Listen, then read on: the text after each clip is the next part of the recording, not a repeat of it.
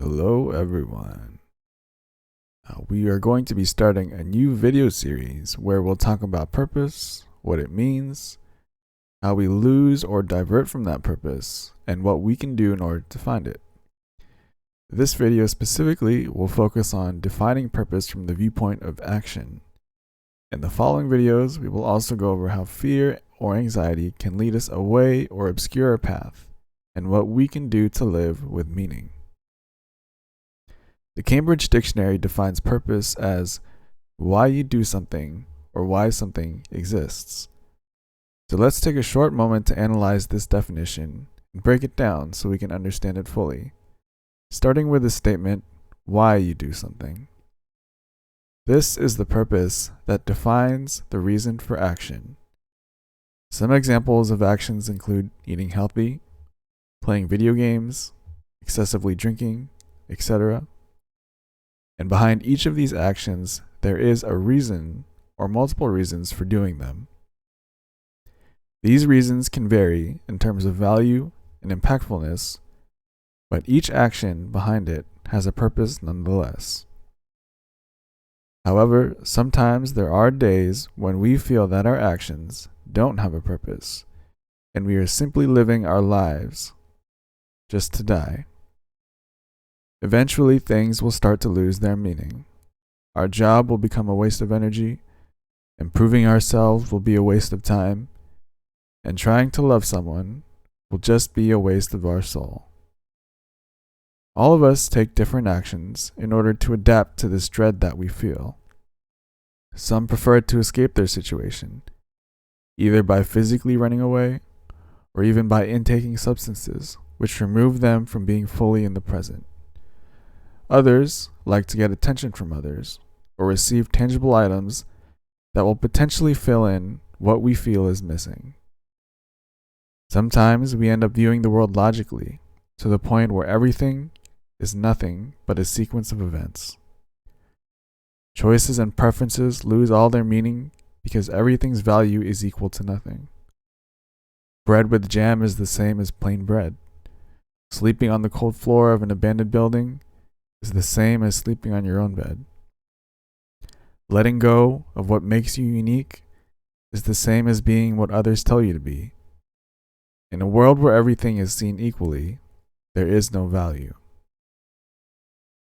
So if you found yourself at this point, the first step to taking action and helping yourself is to figure out how you got here. In order to do that, what you must do, and all you can do, is look through your own past, present, and future. Before we jump into this activity of introspection, it is important to keep two things in mind. First, it is okay to take things at your own pace. You have the ability to walk or sprint through these things at your own pace. Secondly, you must realize and accept that the only one who can truly help you understand you is yourself. Others may offer you support and guidance, but it is only the answers that you determine from your own experiences and insightful judgment that will truly allow you to move forward. Now let us explore the past, present, and future, and how they all play a part in the fear and anxiety that causes us to lose sight of our purpose. It is important to know that the past is something you cannot change. However, what we can change is how we view the past and use that as a learning experience. Somewhere along the line, we felt pain or any other type of negative emotion after taking an action. Maybe we accidentally cut ourselves after trying to use a knife. We felt abandoned after being left by someone important to us. Or maybe we were rejected by someone we loved. Our brain remembers the consequences, both good and bad, of each action and uses those memories and feelings to assist in our judgment in the present and actions taken toward the future. This process is completely natural. In fact, it is a necessary process that normally helps us with learning what is good and what is bad for us by giving us anxiety. Anxiety is natural and needed. We need some anxiety in order to value and order things into what we must avoid and what we must keep close. However, our minds are equally capable of both underestimating and overestimating these experiences. The problem is not within being anxious itself, but rather having either too much or not enough anxiety. There is a cyclical trap which can occur that causes things to become disproportionate to the amount of worry or comfort they should have. For example, let's say that in the past I was rejected by a girl. The mind engraves onto itself the feelings and memories of what it felt like to be rejected. Now let us say that there is someone who you find very lovely and would like to share your feelings with them. However, your present thoughts might give you doubt and pursuing that future in which you attempt to confess to them. Maybe it is the fear of being rejected and feeling that same pain you did in the past. From this present situation, there are multiple future paths you can take. One path would be to do nothing. And in doing nothing, your confidence in overcoming that anxiety or lack of worry becomes less and less every time. Maybe you drink in order to feel some temporary happiness and continue until the opportunity itself fades away. Maybe you analyze the situation too much so that it transforms into something you dread or are indifferent to, rather than something you desire. Then it becomes easy to dismiss it and let go. The problem continues to grow in your mind until it reaches the point where it affects your daily life and other aspects of it, initially unrelated to the original problem. The second path would be to take an alternative or a substitute.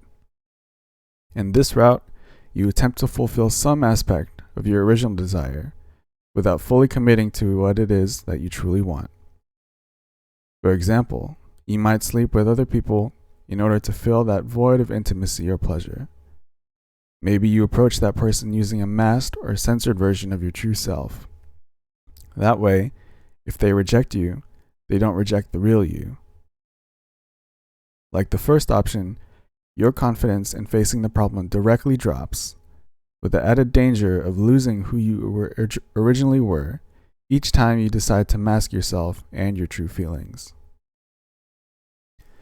The third path would be to face the problem directly and confess your feelings. This doesn't guarantee any outcome for us, and it may even cause you some temporary pain. However, if you are able to learn and grow from unwanted outcomes, you only become a stronger and more confident person. If you don't try to understand your fear, you become a coward who is afraid of living. Look into what causes you so much anxiety, but do not be ashamed by it. Accept it and know that it is something you have the capacity to improve upon if you try. It's okay to feel hurt from things that happened in the past. It's okay to be more wary of things that caused you pain in the past. It's okay to be sad about things that were lost. Just remind yourself that you'll fail again and again in the future. But also remind yourself that it's okay to fail as long as you keep moving forward. And maybe at the current moment, a life of failing and continuing to strive after the fact seems daunting or too much work. However, it is such a waste to be stuck in the past and worried about the future that you can't enjoy the present moment. Know the genuine self you are and work toward a brighter future.